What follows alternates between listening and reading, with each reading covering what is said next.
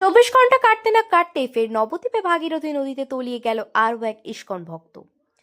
নদিয়া 24 ঘন্টা কাটতে না কাটতে ফের ভাগীরথী নদীতে তলিয়ে গেল আরও একজন ইস্কন ভক্ত। নিখোঁজ ইস্কন ভক্তের নাম শিবম যাদব, বয়স 24 বছর। তার বাড়ি দিল্লির ফরিদাবাদে।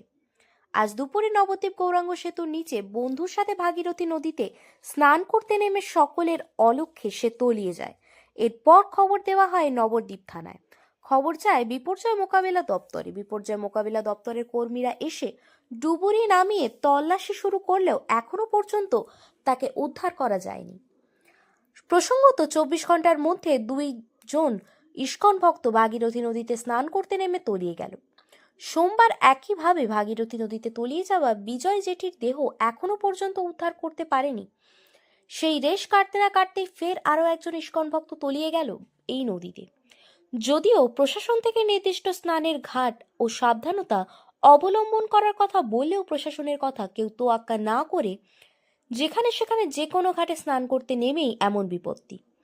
যদিও ইতিমধ্যে বিপর্যয় মোকাবিলা দপ্তর থেকে ডুবুরি নামিয়ে শুরু হয়েছে তল্লাশি কার্য। ঘটনাস্থলে উপস্থিত রয়েছেন ইস্কন কর্তৃপক্ষ ছাড়াও নবদ্বীপ থানার পুলিশ প্রশাসন এবং বিপর্যয় মোকাবিলা দপ্তরের কর্মীরা।